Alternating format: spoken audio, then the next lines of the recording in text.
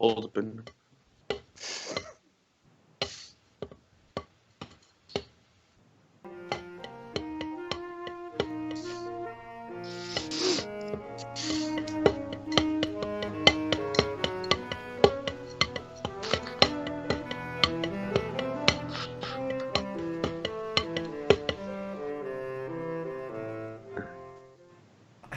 Hello, everybody, and welcome to the fifth episode.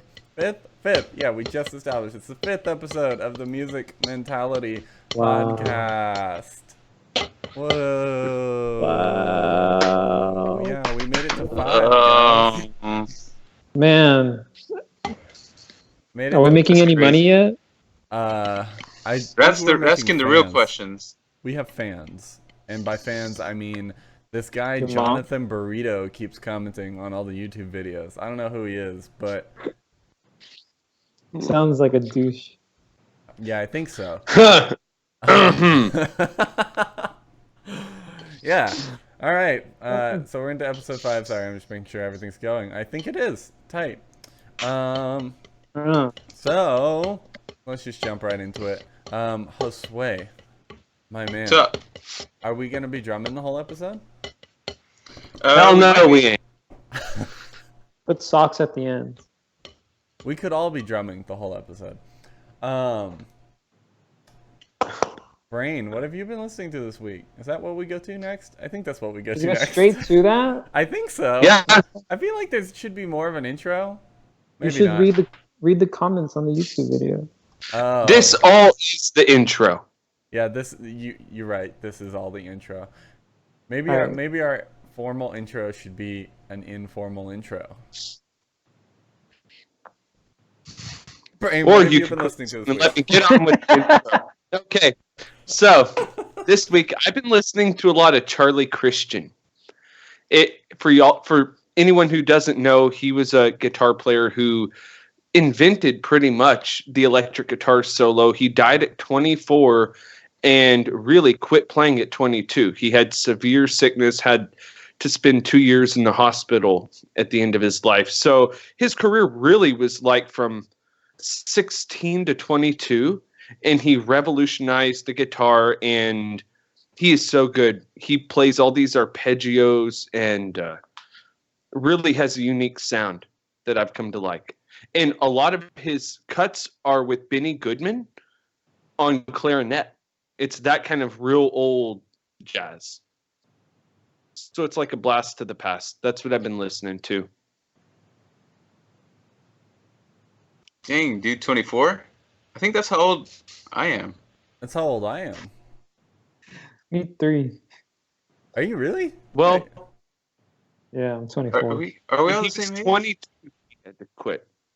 Wow. What? Sorry. If y'all This been with y'all This should side. be a rhetorical question, but what era was it? That was the 40s, I right? really don't know.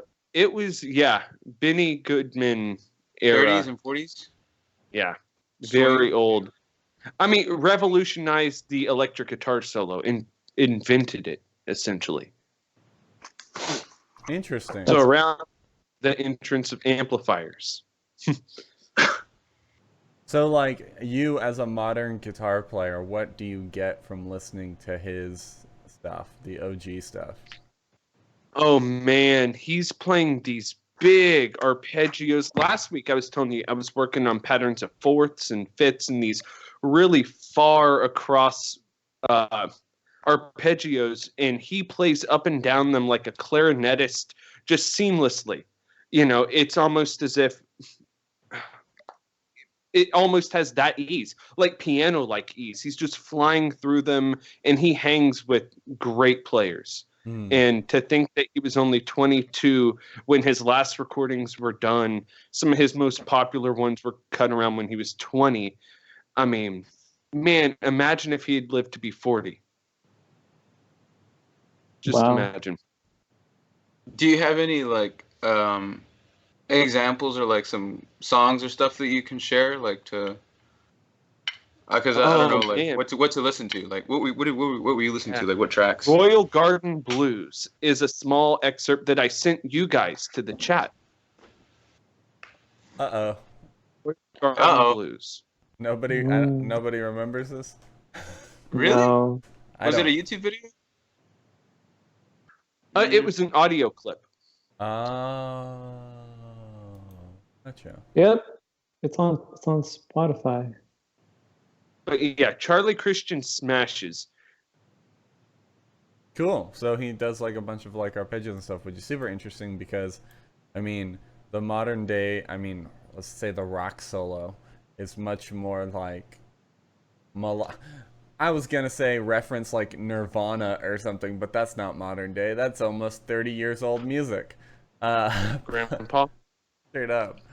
But it's definitely more melodic and stuff. And although, then you've got like the tech death stuff, which I mean they're sweeping like dense arpeggios, I guess, you know.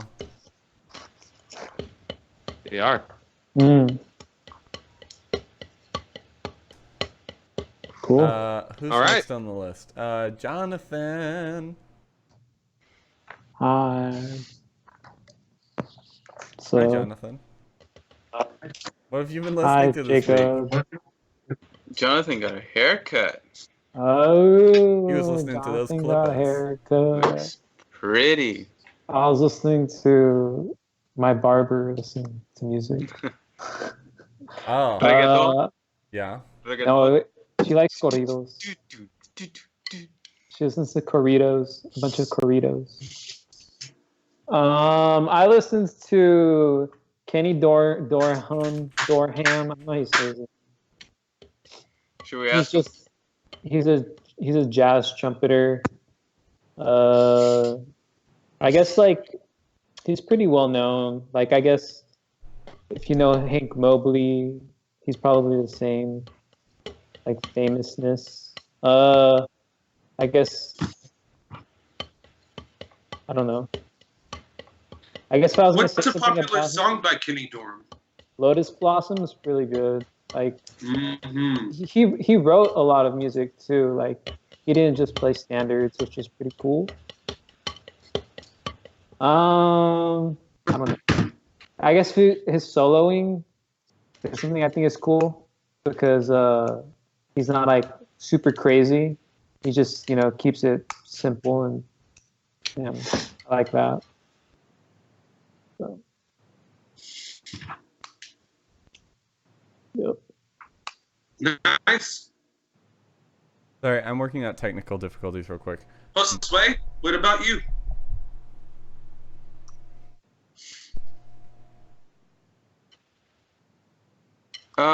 I've sort of been listening to like albums this week, kind of like almost like a new album every day. You know, because I'm driving at least an hour a day, so I just listen to something. I don't remember what day I listened to like a Mumford and Sons album, which is ridiculous for me.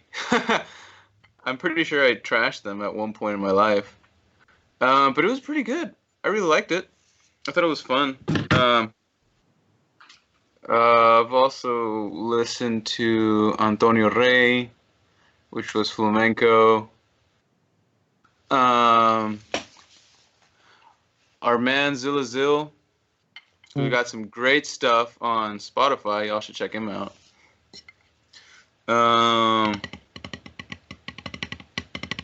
Is it new? Man. Huh? Is it new? New stuff? Zilla Zill? Yeah. I don't know. Oh. Like I think he releases stuff whenever he has time, but it's all like really really good. Yeah. I would definitely recommend. I knew, but I didn't He's know so he creative. was that good. Yeah. He's so creative. Like his whole concept of like He's gonna get copyright issues. You're gonna watch. what's that noise? Stop that! He's gonna get copyright issues. Yeah. I thought He's got like about like that. a whole thing with like anime and Yeah. He uses like, sound clips and hip-hop. stuff from games and stuff. I don't know what which is so cool. Yeah. but I don't know the legal issues of it. If it's like, I mean, it's really good though. Either way, It's really really good. sometimes, whatever. Gotta risk it. Jacob, Jacob. Yes? what did your ears listen to? Yeah, that's a good question, man. I just I don't think I ever listen to music. Thank You Scientist is like a cop-out answer. I listen to a little bit of Thank You Scientist, but I always listen to a little bit of Thank You Scientist. Because they're like just my go-to band. I'm never disappointed by them. I went to a choir concert last night of it was OSU and the Dallas Chamber Choir. I think that's what it was. And the only reason I went actually is because the conductor of OSU's choir, their concert chorale or whatever they're called, is this guy, Dr. Z. Randall Stroop. Actually, I don't know if he's a doctor or not. I would assume so. But Z. Randall Stroop, and that's a name that you'll actually hear reasonably often in the choir world because he's a composer as well and has some really cool stuff. And he's got this piece called The Conversion of Saul. And it's just so good. But that's like super nerdy stuff. But I guess I listened to choir music this week. That's what I did. Oh. I know. I'm the only one here that actually likes choir music. But I really think that choir music is the peak of music. So. Man, Josue sounds so good right now. The people say otherwise. Boom! What did you? It's a hard thing to swallow. I love Chick Corea and Gary Burton. I like so many people. Chris Potter, but the people say otherwise. Okay. Okay. I'll just do some editing. All right, we are back. Welcome back, everybody, to the Music Mentality Podcast, episode 5. I don't know what happened. I think my audio drivers crashed, actually.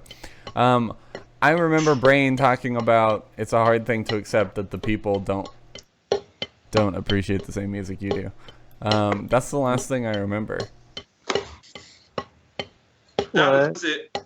Oh, Okay. yeah. And Jonathan, Are we still going through the circle? Okay. I only practiced a little bit. I'm sorry, everybody. I know I should be practicing the most because out of the four of us, I'm the child who needs to grow. But I'm sorry. I'm just doing a lot of math right now. And I'm literally talking to maybe one person. And I'm sorry, you. Sorry. That's it. All right. Did you guys already go? Did you guys already say what you were listening to? Or what you were working on? Okay, well. Yeah, I just said, Josue and I just said that we were playing as clean as possible. Just slow and clean. Gotcha. Okay, alright. Trying to tighten shit up. I guess I've been working on... Oh, I'm cleaning up this score. I've talked about it before, this choir piece. Just in the final stages, and I'm handing it off for a choir to start working on next Monday. So, yeah. Handing off the score. That's a gray hair or two. And actually, like, this is totally school related, but like midterms are also next week. And so I'm like, okay, this week is going to be like a ton of stuff and hope I can just get through it. And after that, I'm saying forget schoolwork and not doing schoolwork because I have to start applying for grad school. Because that's like, remember, that's like a full-time job in itself. It is. That sounds like stress, man. You know, just drop out and have babies. That's what my parents did. No, I'm just joking. Yikes. No babies. All right. Should we get into like the main juicy topics? No. I don't know how many minutes we're into the episode now because I had to restart everything. I'm gonna text Gilberto so we can get at least one viewer. We have at least one viewer. My wife is always viewing. Hey Sarah. All right. What's up, Sarah? Topics. Let's just go in circle, right? Unless someone else wants. Someone take the topic. I don't care. Go. Okay. I think Danny Janko is amazing. I don't know. Is that your topic? Is that really your topic? No. An opinion? Okay. It's more. What is the difference? No. Okay. It's like this, right? I'm like defeating myself all the time, telling myself, why do you even keep doing it? Like, what's the point? And then I open Instagram, and then there's this guy who's just like doing Q&As, and he's like a jazz famous guy, and being all on modest and shit. And I'm like, man, he really makes me just understand more and want to try more. So that's why I said, if I had like an idol, I guess, yeah, I think, yeah, that's the guy. So. Oh, so your topic is about idols. Right. Like American Idol. No. No. Not like that. Jonathan, set up your topic like a professional. Okay. If you were gonna, We're editing this out. No, If you we're were not. It all stays. if you were gonna like, I guess for lack of a better, if you were gonna siphon the music juice out of one person, who would it be? Siphon the music juice from somebody. Like, they lose their superpowers and we gain them? No, okay. In all honesty, who makes you want to pick up your instrument and start practicing, like without, like, just like usually almost always, and why? I guess that's just what I want to know. Oh, okay. That's reasonable. That pretty much is what I said. Yeah, man. All right. Anybody? Brain? Yeah, I will actually speak to this. So if I could walk the shoes and have, in a way, the same kind of career and path trajectory as any player, it might be Jonathan Kreisberg, who's an amazing jazz guitarist. And he started out playing stuff like Dream Theater in a really interesting band called Wyscan, Wyscan. And it had a very James LaBrie kind of terrible singer, right? But this guy on guitar doing all kinds of cool stuff. And he eventually worked his way up into jazz, right, after going to music school. And now he plays in all these interesting ensembles, like with Lonnie Smith, the organist. And it's literally organ, drums, guitar. That's And cool. he plays, it sounds weird, but he plays with a lot of colored people, right? Like Indian people. Lonnie Smith is Indian. He wears like a turban, I'm guessing, right? He plays with tons of black people. He plays ancient folks, Greek, Mediterranean people. And I really respect that he has enough groove and enough like vocabulary that it's not anymore about like you're a white player, you're a black player, you're Indian, you're not. You're just good. And you speak the language and you have all the attitude and funk that any black guy would have, right? And funny enough, I play at a gospel church right now. And I kind of am coming through that currently, where I have all the attitude and funkiness and rhythm that any other person has, right? And I can't sell myself short on that. And yeah, I see Kreisberg traveling the world, playing with all kinds of different people in different countries and genres, and I really respect that. Oh yeah. Don't you have And like? that's huh? Don't you have like a signature of his on your guitar? I do. It's on the back of this guitar right here. Damn, that looks good. And didn't Yeah, you he can see my. sign also across your boobs whenever you were there that day? Yes, but we weren't going to talk about that. Okay. But I feel, anyway, to put a pin in what I was saying, I feel like his career has brought him through a lot of enriching experiences. And while money is cool and while popularity is cool, enriching experiences are really what we play music to have, right? And he's getting that. And that is what I'm jealous of, and that is what I want. And Kreisberg. Mm-hmm. That was a good answer. I guess nobody else has idols though. I'm sorry also that I said colored people, but not really. He had a really cool mohawk that one day when we went to go see him. We've seen Kreisberg in a mohawk. I don't know how many of y'all people have seen that.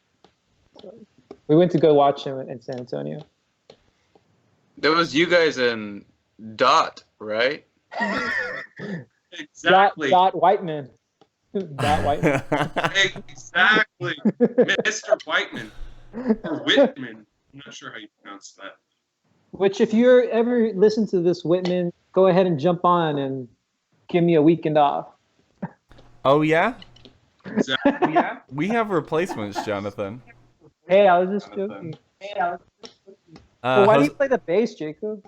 Okay, why do I play the bass? Yeah, so when you initially did the topic in our chat and mentioned idols, I was gonna say that I actually believe that idolizing a musician is really stupid, and I don't have any idols. All right, Josue.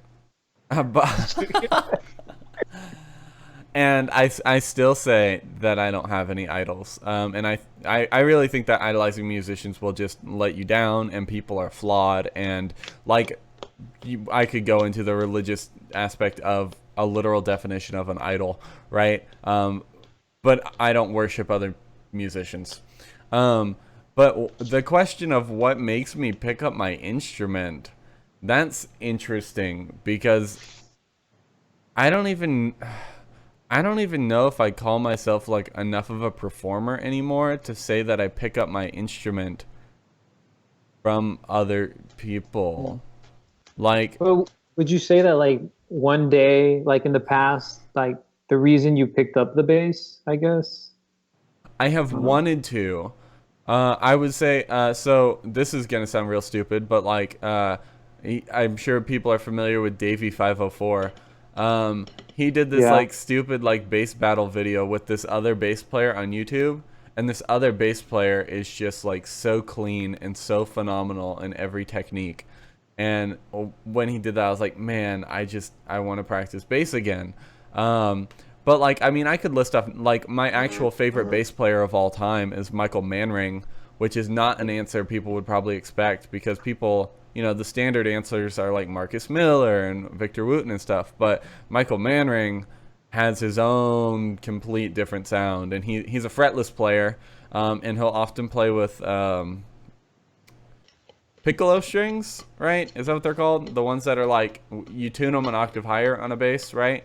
So he'll be playing like kind of guitar octave, but fretless, and he does a lot of play with harmonics.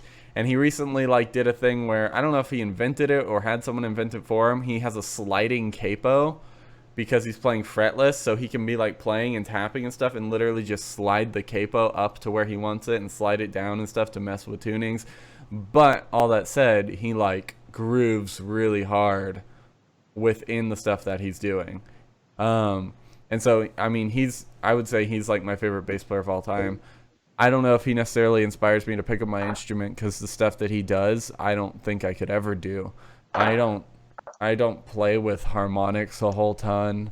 And I mean, I play my fretless frequently enough, but not enough to be like an expert on it and really master that beast of an instrument.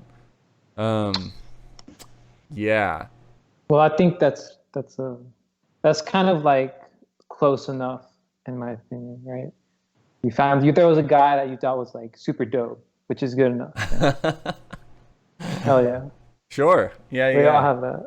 Can I add something though to that? Because I just want to say that because I don't consider myself a performer, I think of It's funny. I asked someone the other day what this professor's instrument was, and the person replied his instrument is MacBook.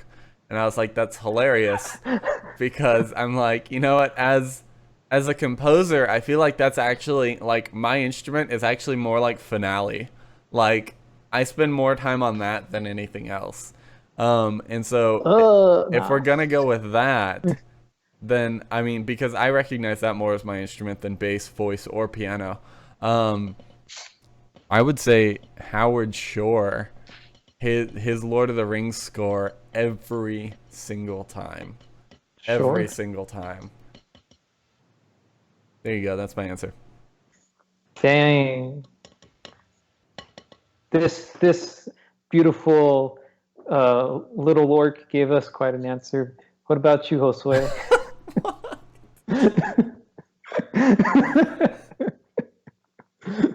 Who are you gonna siphon the magical powers from? Jonathan's segments are my favorite segments.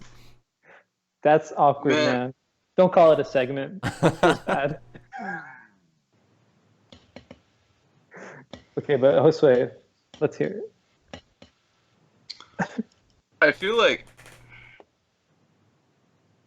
I don't know if I idolize, but I'm inspired by a lot of people, almost literally all the time. I remember when the Jonathan Scales Orchestra came to our school. I invited Jacob, actually, and he said, no, I got something else to do. And he totally missed out on what I felt would have been, like, I literally my mind was blown. I don't remember oh my this, goodness. for the record. It was raining, like, a lot. I remember you didn't want to get out of the house or something. Oh my god. Can y'all just fight later? Okay, tell us more, Josue. And man, those guys were phenomenal. And they actually came back to the school, and I got to have, like I literally followed the drummer around everywhere, and we just had a conversation. We just talked for hours, and he was really cool. And I remember he just inspired me so much. And actually, a few days ago, I saw Virgil Donati, and oh my gosh, like I got to meet him, and he was just so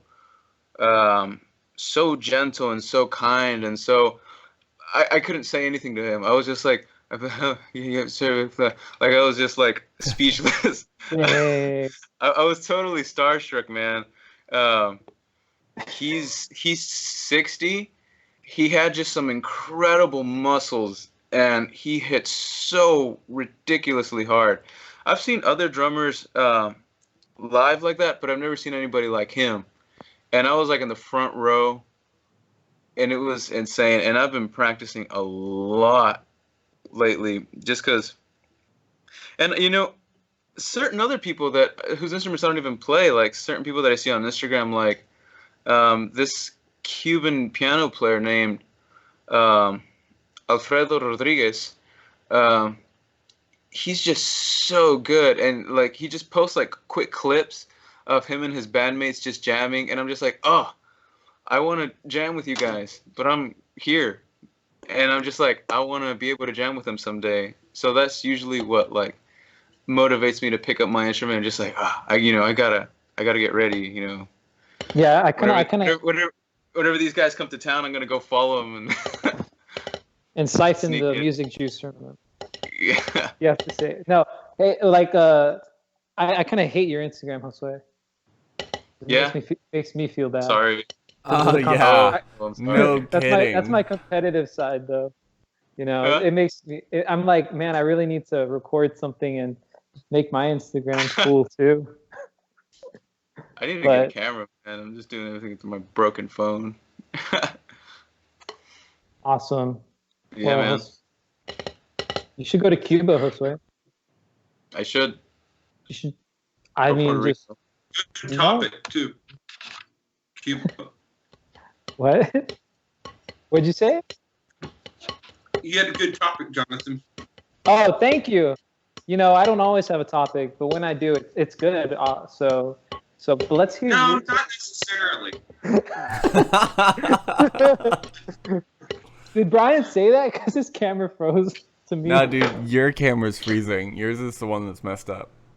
But what do I do? Do I hang up? No, we can hear you fine. You just look in a very like unappealing position. Well, you're telling me barely. That just makes me feel terrible. All right, what if I do this? No, you're good. No, you were fine. You can't do that. You realize you just messed up everything. Everyone's in different positions now. They only see Brain's chin. Can you see me? Yes. I can. Yes, I'm moving we can again. see you. It's not better, Jonathan. You should have stayed where you were. Well, I'm sorry, Gosh. but thank you for telling me all of y'all's who y'all idolize and why. And I think that one of these days there's gonna be a little child in the streets of Macedonia, Here. and they're gonna hear you. Ooh, who's that? Is that Lonnie Smith? That's Victor No, it's Wooten, Victor bro. Wooten. I'm just joking. Dude, tell us about that. That was What at San that? Jack, right? I mean, that was at Jan Sack, right? This was 4 Jet or set. 5 years ago when he came with Steve Bailey and Mark something. He came with a lot of basses. It was like 5 basses and a drummer, right? No guitar. And he did a master class at San Jacinto College. And I remember it was on my Facebook to go, right, about 5 years ago. And I'd spent the night at my friend's house who played bass with me. And we woke up and we were like 5 minutes till his master class started at like 9 a.m. So we scrambled, don't even brush our teeth, just chew some minty gum and run out to San Jacinto College. And we get in there right as he's playing through the first tune. And we find a seat, and it comes around to asking about questions. And I asked him about his brother Reggie doing the thumping stuff because I was liking Tosin Abasi of Animals as Leaders. And he cited Victor Wooten and Reggie Wooten for the thumping technique. And right there, he demonstrated how to double thumb the notes. And he did some stuff right there for me. And then I got to take a picture with him. Dude, Yeah. he's actually coming back to Jan Sacinto. Yes. And I'm planning to come back. I'm excited. Yeah, I want to go see I'm it. gonna try to go there for that since I missed it the first time. He's getting someone with him, like Steve Bailey or It something. is Steve Bailey, I'm pretty sure. Yeah, I'm Yeah. gonna go too, guys. Just Good Lord. Hey, we invite can me. do the podcast there with Victor Wooten. That'd Yeah, we be can, like, awesome. we can like sign up. Yeah. Oh! I But- probably but- the Home Alone kid. We're gonna kick Brian off so we can do that. Somebody who got some new topics. New Hey, you topics. know, actually, Jonathan, since you moved your camera around, it actually works in the order perfectly because you went first with your topic this week, and now Well, you and Brain swap places, and now it's Brain's turn for a topic. Let's hear it. Hey, everyone, buckle up.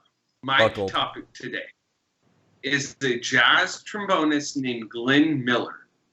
Tight. Most of y'all might not know that much about Glenn Miller, but you know the name, kind of like Duke and Dizzy, and it's just one of the names that's been tossed around, right?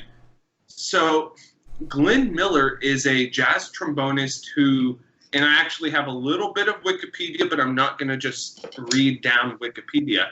But in 1923, Miller went to University of Boulder, Colorado, ended up failing out of his classes because rather than doing homework, he went to auditions and gigs in town. And after failing out, he said, I'm going to go back to get a music degree. And he studied the Schillinger system with Joseph Schillinger. If you're familiar with that, Jacob. No. Schilling. Eventually- So Glenn Miller then gets drafted in 1942. In the peak of his civilian career, he goes into the Air Force. And he starts what we now know of as the Airmen of Note, the Air Force Jazz Band. And eventually that just became the Glenn Miller Orchestra. But while he was in the Airmen of Note, he wrote so many notable songs. He wrote In the Mood, Moonlight Serenade, Chattanooga Choo Choo, String of Pearls, Little Brown Jug, Pennsylvania 5000, American Patrol, Tuxedo Junction. I could just go on and on. Danny, yes, he wrote. I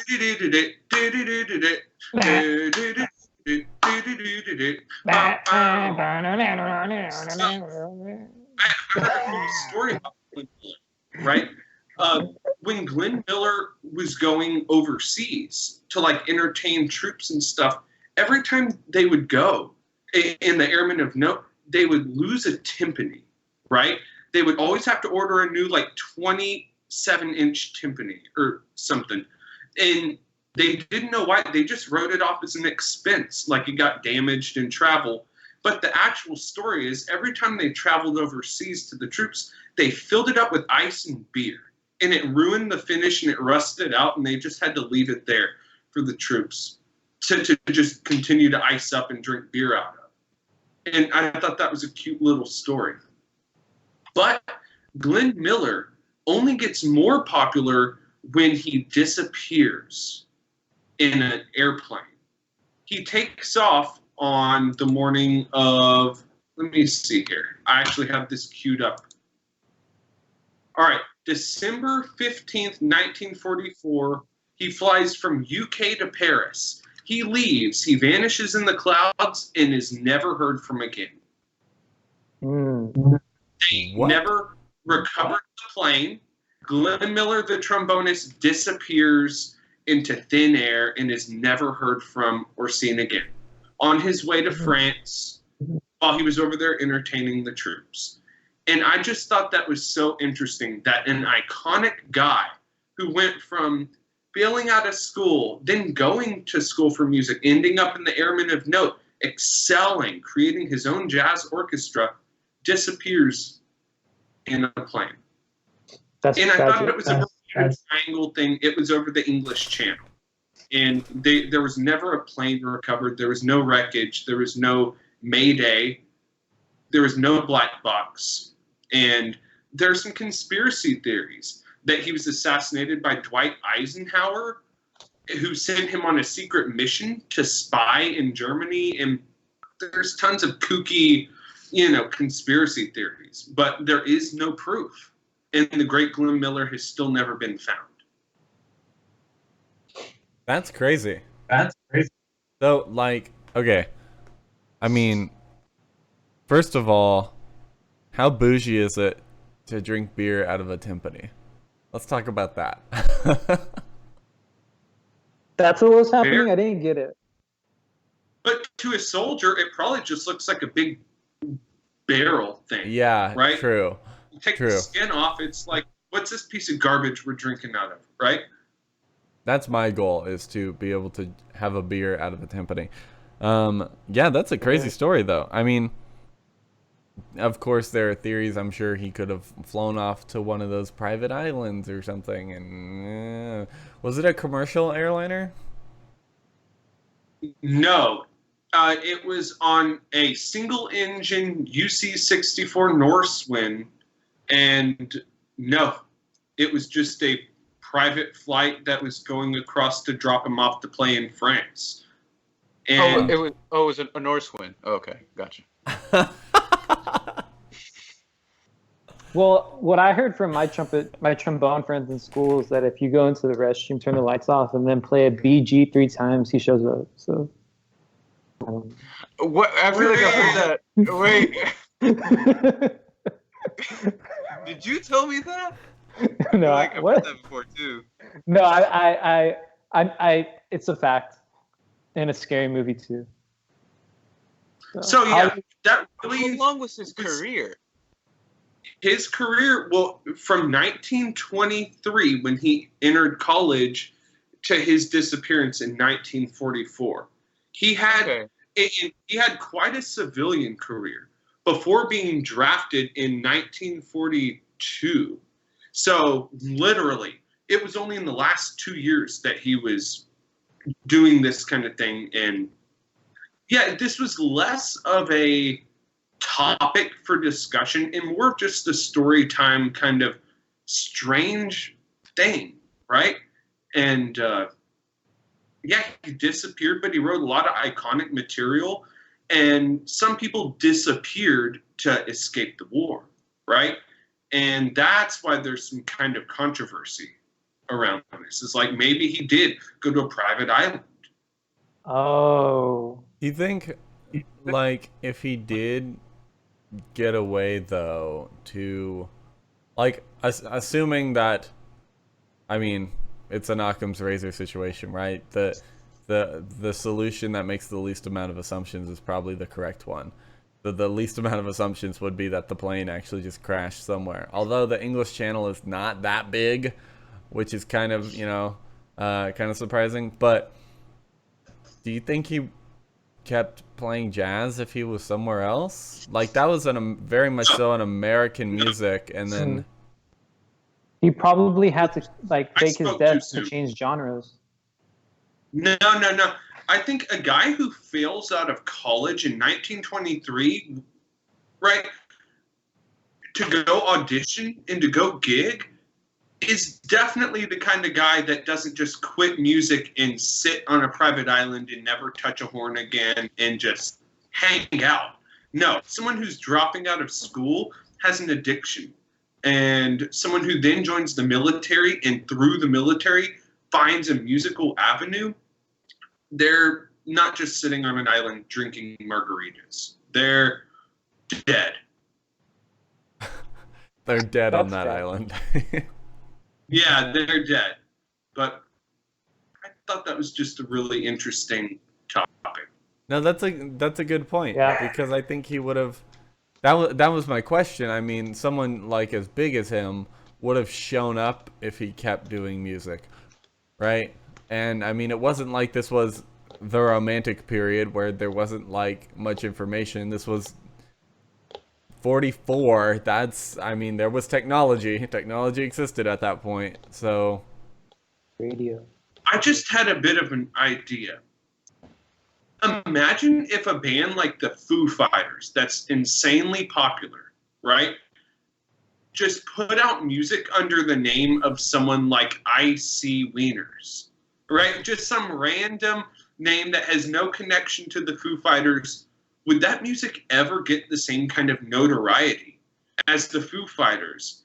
And so, and also, yeah, if Glenn Miller changed his name to Dante Fierro, right, and starts putting out music under that moniker, does it ever gain popularity, even if it has the same quality? Jacob, what are you thinking about this? okay, it's so funny that you picked Foo Fighters as the choice for this, because that's literally like the Foo Fighters story, right? After Nirvana, after Kurt killed himself in '94, they broke up, and Dave Grohl. Okay, or we can talk about this can just be a conspiracy theory episode, and we can talk about how Courtney killed Kurt. But but Dave Grohl went on to start Foo Fighters, not off of the fame of Nirvana, and he very specifically did not have Chris Novoselic, the bass player from Nirvana, join him for Foo Fighters because he didn't want to start a band off the fame of Nirvana and to people just think this is Nirvana. That's what Foo Fighters was basically a totally side band. And I guess it's not the same scenario because it is different how Dave Grohl went from drumming to playing guitar and lead singing. But It is. But I mean, it still went from like basically, I don't know. I wasn't alive. I guess I was alive during this time. I was born in '95, so I was like a baby when this was all happening. But I guess I don't know if really Foo Fighters started without any like little like kick and push. It probably helped that Dave Grohl had essentially endless money. But you know, other than that, I have an idea. I So don't know, when man. I'm watching a performer or like an improviser, and I don't mean to ramble on, y'all can talk on this podcast sometimes, Okay. but so there will be times, especially a guy like Vic Wooten. He's a good example of a guy who improvises very loosely, very freely, and after a certain point, a performer wins you over. And if they wanted to play a weird note, a wrong note, I would actually give them the time of day, right? And I'd be like, okay, I know this person's a great player, therefore, this weird thing they're doing, I know they're going somewhere with it. So I'm actually going to kind of put up with it. And some bands put out weird songs, and it's like, man, I know they're good, so I'm going to tolerate the weirdness of Bohemian Rhapsody, right? Because I know Queen delivers. And so I think that a band that has that notoriety could put out an abstract song and people would give it way more of a chance than if I put that song out. Because they've proven themselves, and I think it's undeniable that if Glenn Miller was to put out music under a pseudonym, it would not be as popular. And people probably wouldn't give it the kind of time of day that they would give something with his name on it, right? Well, back in the day, yeah. Today, nobody even knows who that is. Yeah. I barely know who Glenn Miller is, right? And unless you'll have much more to say, I'm ready to move to someone else's topic, but... Well, I think that the story is very thematic for the time of the year, so thank you. I mean, I do wanna continue a little bit on that idea of them playing a wrong note or something. You have to have respect for them to know that they're going somewhere. I don't know if that's true necessarily. Like, I'm taught to write music that, like, I don't want to say shocks the audience, but like wrong notes grab attention and they keep you on your edge of your seat. If you're listening to something in G major for 6 minutes and there's not a single accidental, man, am I gonna be bored, right? Like, tonality is boring nowadays. You need wrong notes, right?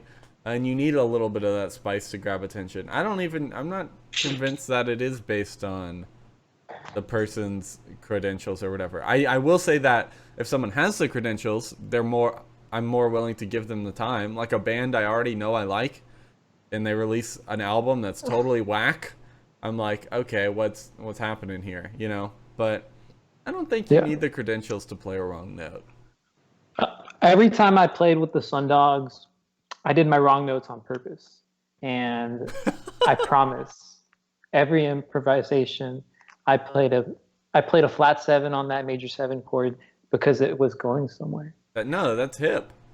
No, it sounded terrible. It sounded terrible. It sounded so bad. It was at the beginning of the song of like a Amy Winehouse song, and I would just always play a B whenever it was like a C sharp chord, and it's like Jonathan, you know that doesn't always sound hip. Sometimes it just sounds out. Yeah, no, it was okay. Josue, it was. What's your topic? I can't hear you. What? What's going on? Nothing. We didn't sing. What's your topic? Okay. Oh.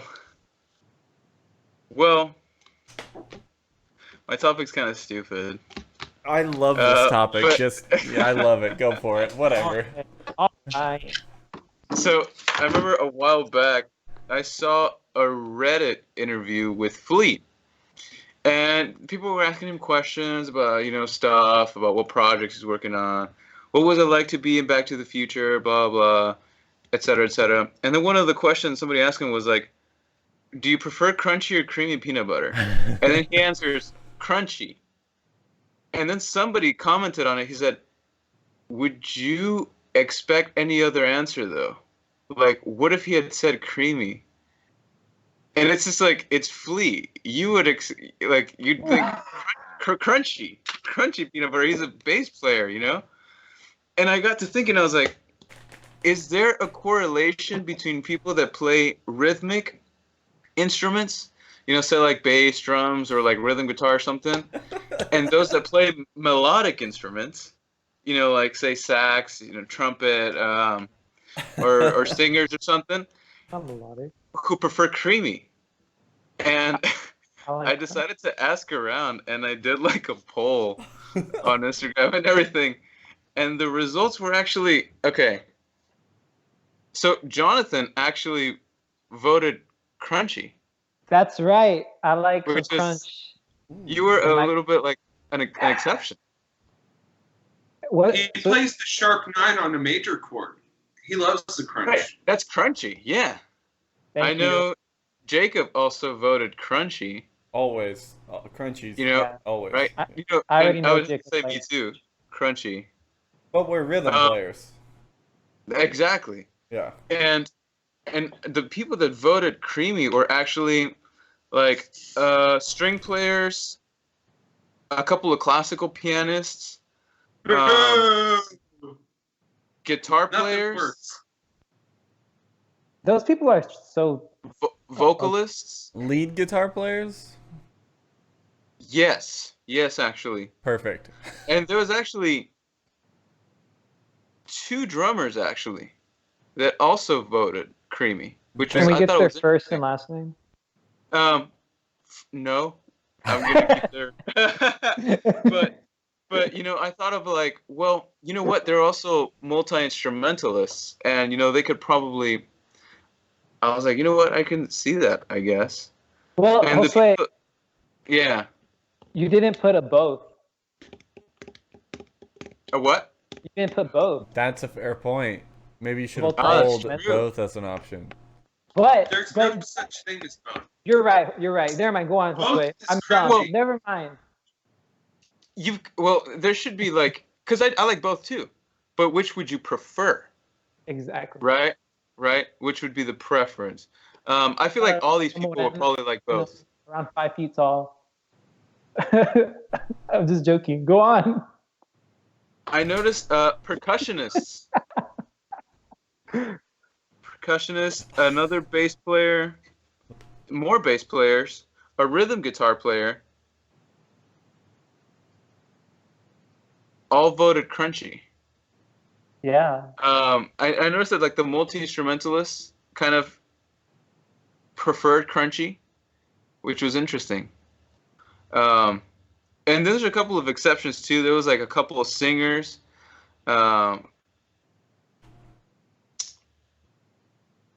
Yeah.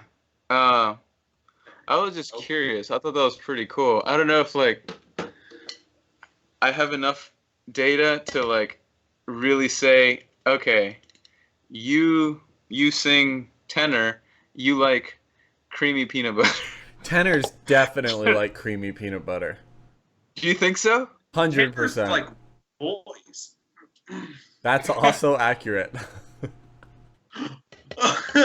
Yep. Brain, what was yours? I don't know if I asked you. I actually like crunchy peanut butter. Come to think of it, Really? and I was thinking the only time I have peanut butter really is on a peanut butter sandwich, and the crunch of the peanuts is the only texture that is offered to the dish, right? So crunchy peanut butter works, but yeah, I don't use peanut butter for anything else. And what's also weird is when you go to the store, you look at the shelf reflects the opposite. Like the shelf reflects Yeah. that 95% of people like creamy peanut butter, and there's Exactly. a small bit of crunchy. And is that all for us? Like, maybe. Yeah, it is. Yeah. That giant jar of crunchy that's there's like 5 of when you go to Walmart, that's literally just for us 5. Right? They stock them like once a month. You just walk in, you grab your one. It's even got your name on it. Like, that's it. Yeah. They already know Yeah. you. Damn Wait, it. so I what ran. do you guys- Huh? Sorry. I finished my crunchy peanut butter. I was going to show it to y'all. It's all gone because I like it so much. Anyways, sorry. what for me? What's y'all's ideal peanut butter sandwich? Oh, I like toasting my bread that's a good because then choice. it's warm, and then you put the crunchy peanut butter over it, right? And then like strawberry jam, perfecto. Okay, I'm gonna That's, like, jump my on ideal. that. Yeah. Because I don't actually like toasting my bread that often because I don't like how the peanut butter starts to get a little melty. Exactly. But- That's true. Consistency is jelly at that point. Right. Yeah, it is peanut jelly. But I'm with you on the strawberry thing, but not jam. Strawberry preserves with crunchy peanut butter. Strawberry preserves. Sorry. Yeah, that's my Actually, favorite. that's my two. Yeah. Yeah. I What kind of think. bread? Yeah, and What? huh? What kind of bread? I Brian, know butter. I like wheat bread and I like toasted bread, but then I allow it to cool down so that it doesn't melt my peanut butter. Right? And actually, the best bread in the whole world is Ezekiel bread. Agreed. It's based on the Bible passage, Ezekiel 5:9, and the passage goes, you will use barley, grain, wheat, and lentils, and beans, I believe, to make this bread. And they actually, and anyone who's listening, PSA, this is a living bread. They take the wheat and they spray it with water and they wait till it germinates. Then as soon as it germinates and is technically alive, then they process it into bread. So it's alive when it's made, rather than just being a dead grain like rice. That sounds so cruel, but we're just talking about bread.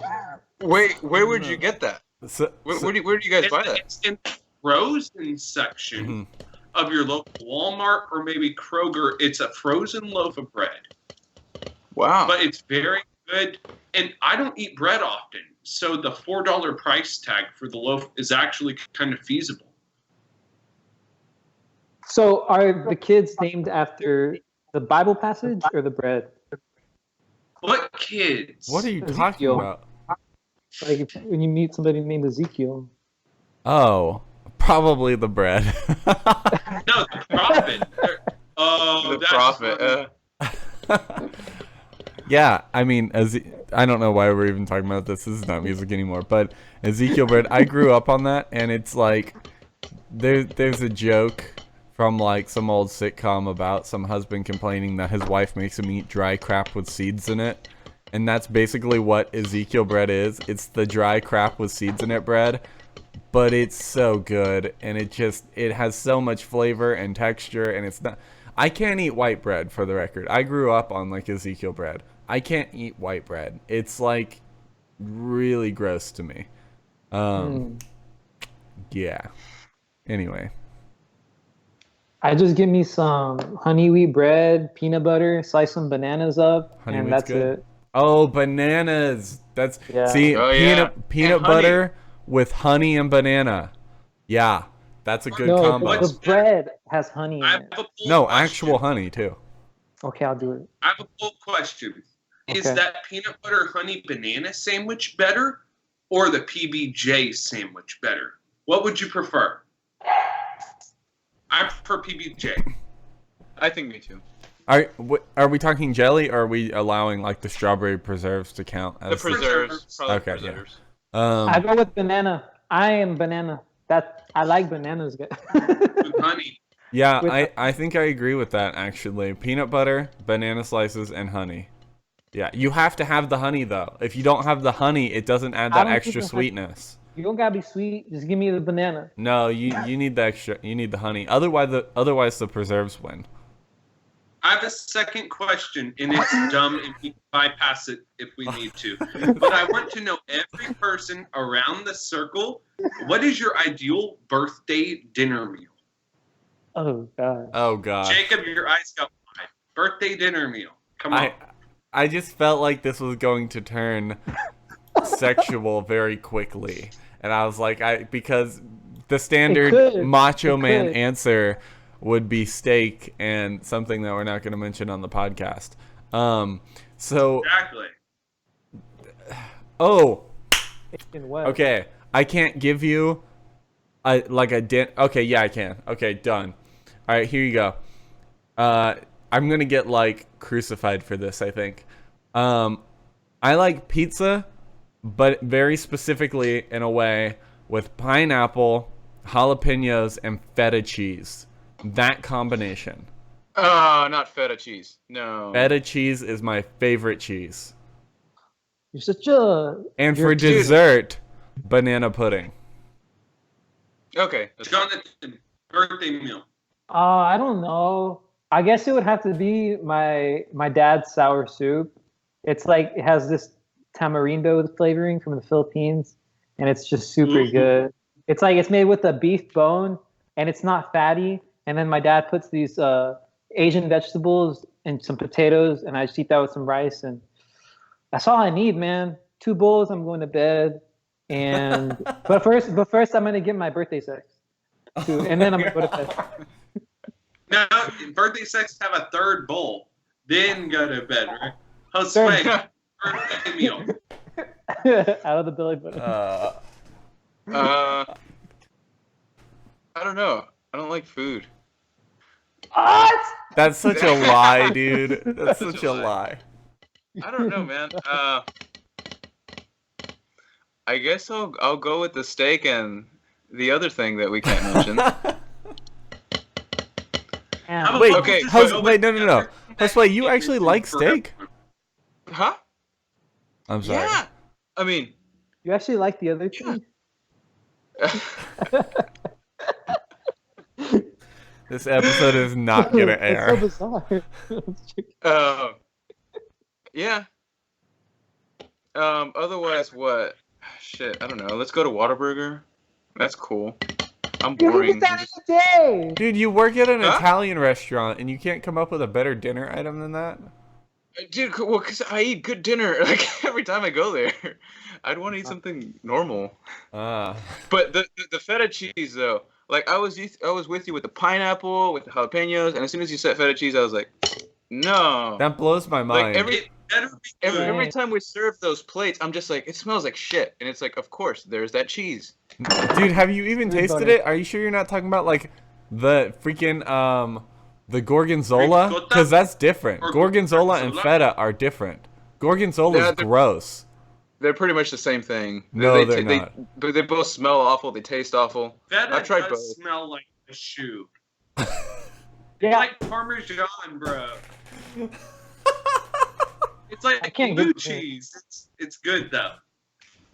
No. Okay, I'm gonna say my perfect birthday meal, and then we'll move to Jacob's topic. All right. I think Okay. my perfect birthday meal would be crab legs, which I Oh. absolutely adore, with Mm. maybe also a steak and baked potato Wow. and asparagus. I don't think I could go wrong with some blanched asparagus or grilled asparagus. That's an Aren't you interesting having that answer. tonight? And I happen to think crab meat is a more tender and delicious meat than steak ever will be or could be. Hmm. In fact, I know it is. I could put a bite of each in your mouth and it'd be game over. Game over. I've never actually tried crab. I don't think. What? Come to my house Super Bowl Sunday or on my birthday, which is. And my Have you social tried- security number is. What? Brain, could we actually show up Credit the card. full squad and just raid your house? I think you should. I'm Okay. in. Do y'all like lobster? Have you tried lobster, Brain? Hmm? That shit's good. Crab's even better. Is it really? Oh Cool, yeah, I'm even excited. more flaky, even more awesome, even more tender and delicate. Hmm Wait, you've never had Oh. crab? No. Oh. That's I don't pretty think so. weird. We live so close to the ocean that you should be. In fact, anyone who doesn't eat seafood is missing out on so many vitamins, especially It if you just live it where never we all seemed appealing. used to live. But Yeah. get some Sprite, put it to boil with some water, and then throw some crabs in there, and then just eat it. What? Jacob, it is your turn. We're starting the cooking mentality podcast next because Brain's Yeah, like a that'd be cooking great. expert. I want to add though that when it comes to seafood, just about nothing beats a good piece of salmon. Salmon's pretty good. I feel like scallop butterfly or shrimp salmon? still go. Mm. What about Do you like crawfish clams? tails? What? Clams? Yes. Yeah, I've do you like never had Clams are clams. good. Mussels? I've tried them and I just gulp it Good. down real quick. What about You gotta crawfish chip it. tails? I know you guys have gotten down on crawfish tails. Yes, Those are hell amazing. yes. Oh my god. Hell yeah. Yes. And like you can't stop. It's spicy. So like, but then like it's too spicy, and then you go back for more. Yeah, it's so good. Exactly. Okay, Jacob. I feel like Jacob's You waiting for have us to finish. No. I actually, well, we'll just move on. Music time. Okay, so this topic is actually credit to my wife who came up with this topic. Actually, she was discussing it in one of her classes, and I was like, yo, this is like a really good discussion. I'm gonna steal this a little bit. So basically, recently, I don't know if you guys heard this, and I'm going to relate it back to the last podcast. Remember when we talked about Kanye West? Well, Kanye West, if you didn't know, recently became a Christian. And before I get into this topic, let me just say that I'm all political correctness or whatever or any religious aspects or whatever are out the window because that's not really the topic. We're not talking about that. Also, I think that's coming from Brain's End, by the way. That robot sound, I'm pretty sure it's coming from Brain's End. But so Kanye West recently became a Christian. And this is interesting because, I mean, Kanye West, right? And so it raises all these questions, and it's like, well, I mean, anyone can become a Christian and change their music and their style. And he like did a thing where he preached and stuff. And I think he was saying how he's got his music from now on is going to be like worship music, right? And so with that in mind, it reminded me of Snoop Dogg. I don't know if y'all know this. Snoop Dogg did like the same thing. Snoop Dogg released like a gospel album. And he has a TV show with like Martha Stewart now, which is so weird. But so he released like a gospel album, and it's so interesting that this community, like, so you've got Kanye West, which is, what are we calling it? I'll call him pop, and then Snoop Dogg, which is like hip hop, right? And so you've got, in general, I'll just use the term pop because in reference to like how popular these people are, the community of popular music, right? So it's interesting them doing that, and then because we have such clear record of what they were in their music in the past and their music in the future, so now we're gonna relate it back to someone more. We'll just relate it to someone older. So Wagner, Richard Wagner, if people know him. He is basically, just a little education, if you don't know him, he's basically the reason for any image of opera that you've ever had in your mind of like Vikings and big fat lady singing and stuff. That's Wagner. And Wagner, he did all operas, and they were just like hugely amazing musically and innovative musically. It was in the late Romantic period, and he kind of brought us into the 20th century with his advanced chromaticism and stuff. He is not as big as Beethoven in my mind, but he is essentially the Beethoven of the Romantic period. Whereas Beethoven brought from the classical into the Romantic, Wagner basically brought the Romantic into the 20th century. And so Wagner, hugely influential. His music is still being performed today, and yeah, really famous name in the classical world. Wagner sucked as a human being. He was anti-Semitic, and he wrote a book called Jewishness in Music when he was living in, I believe it was Switzerland for 14 years. Was it Switzerland? I think so. And basically it was talking about how the musicians who write, the Jewish musicians who write music, their music's inferior and this and that. And Wagner's music was used in, actually, it was used in World War II concentration camps by Hitler to brainwash the Jewish people and stuff, and they would play the music of Wagner because he had the same sentiments that Hitler had, right? The anti-Semitic ideas. And so basically Wagner was this terrible person, but he wrote all this crazy good music. And so it raises the question with this, and then with Kanye and Snoop and just musicians and composers in general, and it's really a question of art as a whole. Can you separate in your mind the musician and their music from who they are as a person? And do you think that there's some effect of who they are as a person in their music? I believe I can fly. I believe I can tell. Yeah, man. Dude, I can listen to that music even though he did such terrible things. Nobody? Can you hear me? We hear Yes. you. I don't actually know who wrote that song because I'm not cultured apparently. R. Kelly? Okay.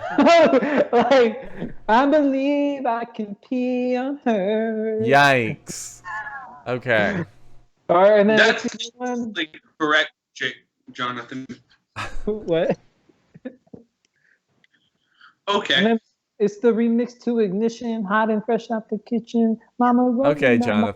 Jonathan. All right, Jonathan. No, Does like, anyone have an actual comment on this? oh, that's my comment. I mean, You still like his music, right? yeah.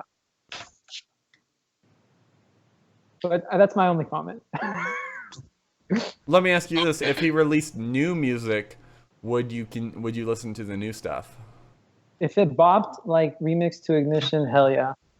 I wouldn't pay a bit of mind. That's interesting. But I separate them because I don't really care about their life. In my opinion, I just listen to their music. So.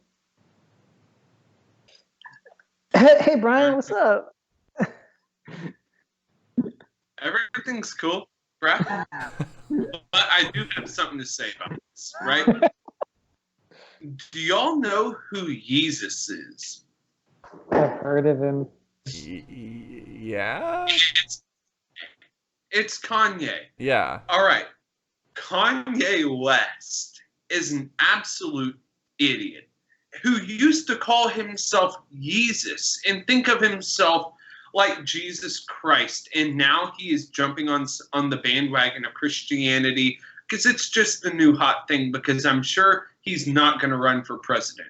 He's going to disappoint us on that. He's going to disappoint us on the next thing and the next thing, right? But I just think that is the silliest thing ever. And I actually have a very articulated thought about this, okay? I think Kanye West is massively successful. I think his music has reached a high point to where he can go on stage and interrupt award shows and say, I'm running for president. I could be the most powerful man in the world. You know, he calls himself Yeezus. And I'm thoroughly of the opinion that he is like a parallel to the story of Babylon. He thinks that with his own intellect, he can transcend what it is to be human, and he can reach some kind of transcendent value, the same way the people of Babylon thought they could build a tower and use their own intellect to outsmart God and to create the transcendent on their own volition. And I think the same way that tower crumbled, right, his tower has kind of crumbled, and he's realized, I can't do anything transcendent with my own intellect, you know? All that does is spoil you, right? And frankly, I see that. All right, and I think that he is exploring Christianity as a way to find something transcendent, because his own intellect and everyone's own intellect lets you down in that. And I wanted to liken that to the story of Icarus, right? You fly too close to the sun. The story of Babylon, you built a tower, but it just falls. And yeah, maybe he's exploring this because he's getting older and he's realizing that whatever transcendent value he can find is going to be in Christ and in the values of the Bible. It could also be an entire marketing thing where it's like he could tap into this whole potential of customers now, right? Oh, yeah. The Christian audience. God forbid that would be the intentions. But if not, I mean, good for him, you know. That sounds really cool. Like if he's just decided to dedicate his life to that.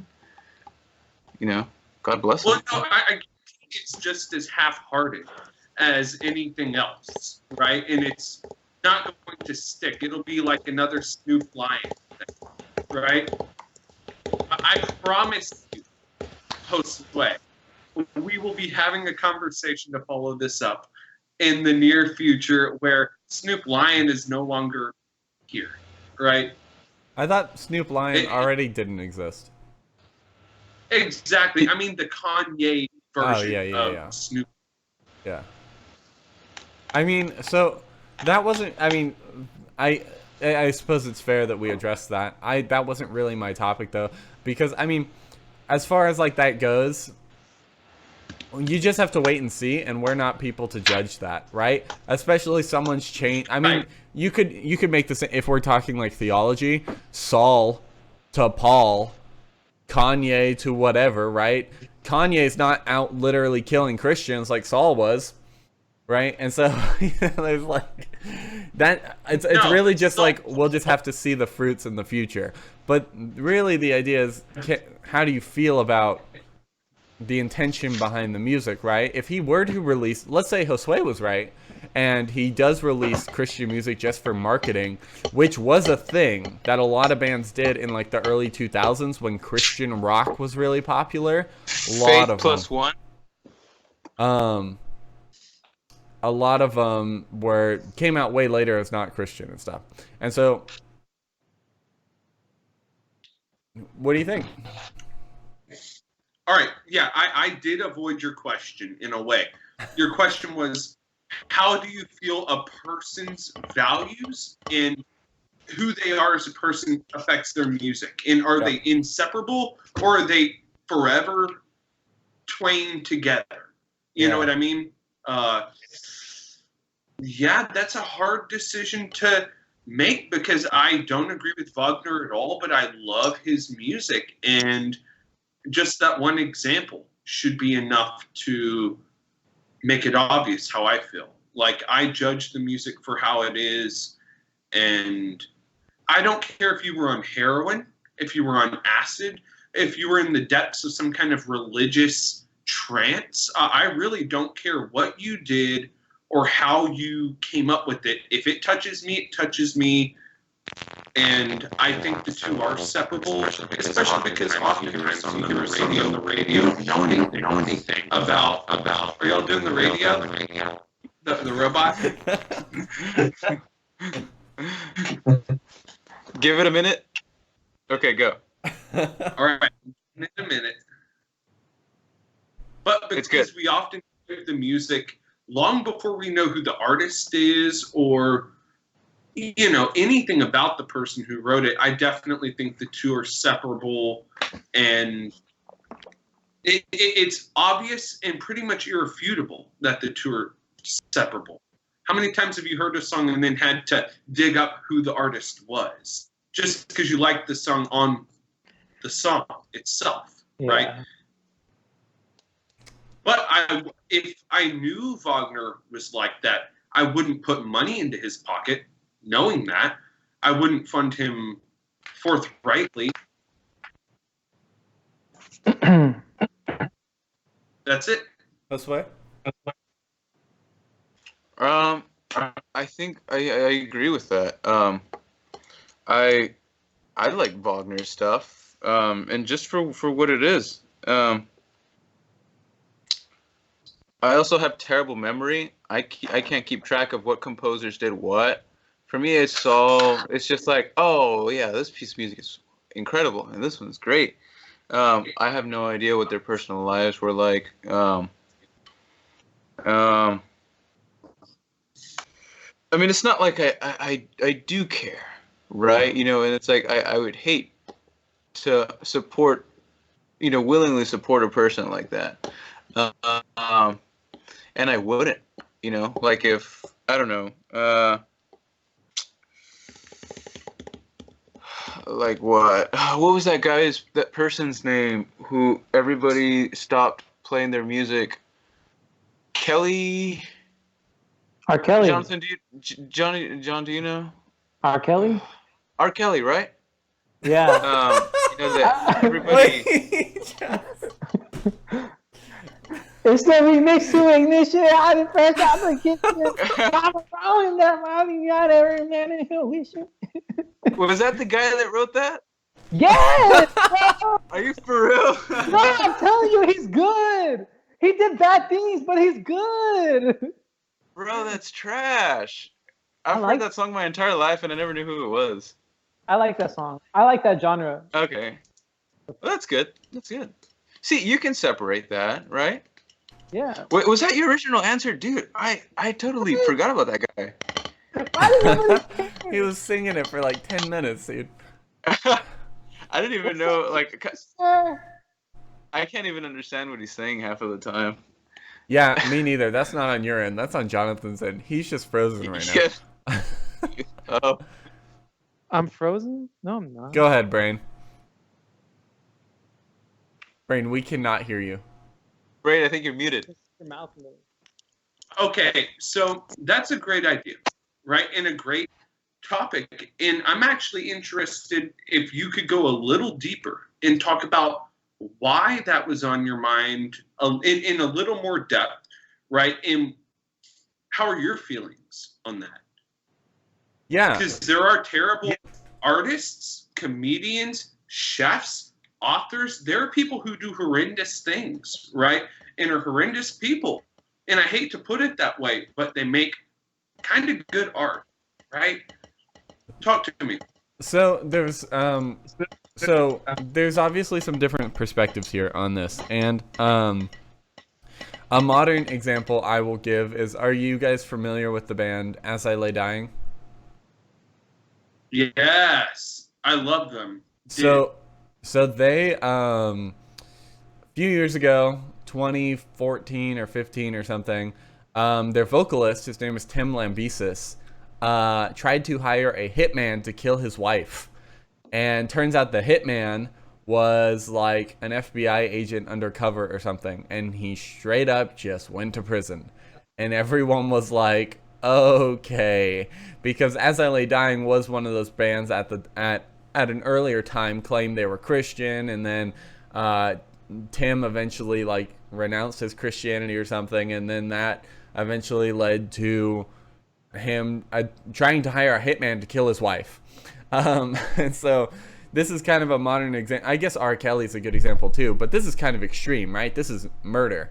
So Tim Lambesis is out of prison now and rejoined the guys in As I Lay Dying. And they're just like just as successful as they were before. See, I'm pretty sure that's not on my end though. Anyway, so they're like pretty much just as successful as they were before. People buying their records, paying for their shows, actually, if not more, because people are like, Tim is finally back, And it's like, should we talk about how he tried to kill his wife? Are we just like forgiving him and letting it go? It's a tough situation, right? And so another modern example, because I wanted to say that this was not just music, it's just all art. And truth is, it is all art. An example of this, and this is why I mentioned the religious and the political part of this conversation, is Statues. What are they? What were the South called during the Civil War? I should know this. Why is this on? Confederate and Union. Yeah. The Confederates, right? People have been trying to, past couple of years, take down statues that represent like people who were seemingly racist or wanted slaves and were part of the Confederates and stuff. They're trying to take down these statues because they're like, we shouldn't have statues representing these people who are seemingly racist or part of the Confederacy or whatever, right? And that's kind of the same situation. It's like, well, those statues represent a different time and a different people and a mentality and an artist who made the statue.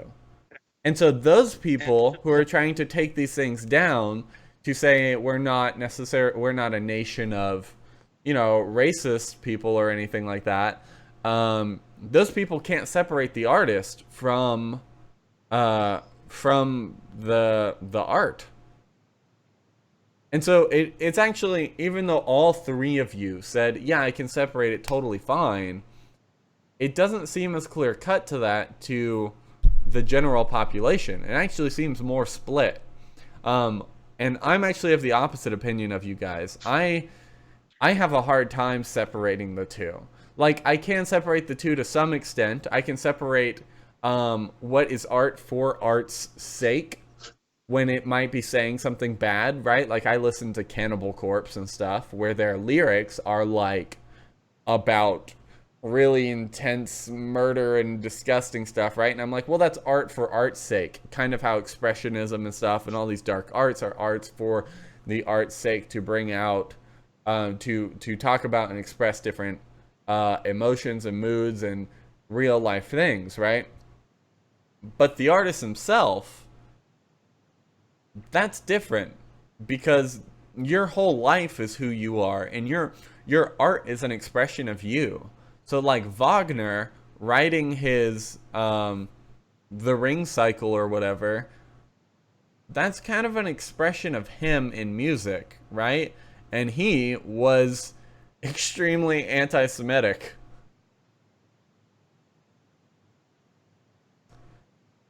There you go. There's my elaboration on that. Oh, okay. No, okay. I mean, well, yeah. I mean, and then with R. Kelly too. Some people listen to his music now and they say,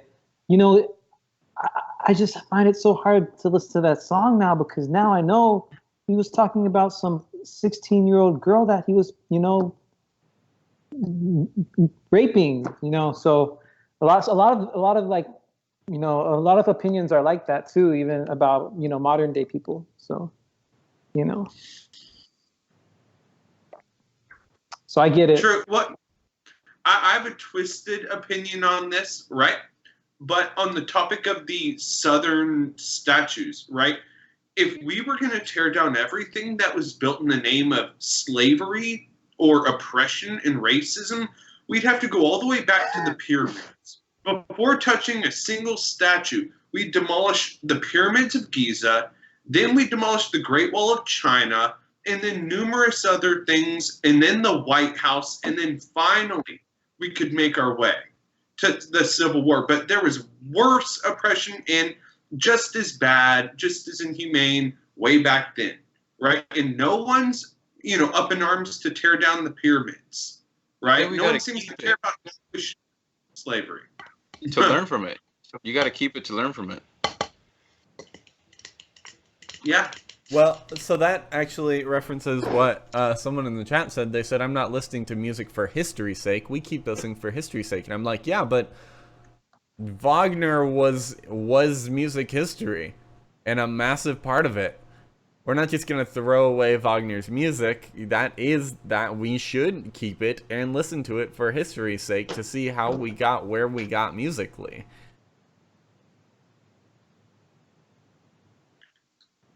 Well put.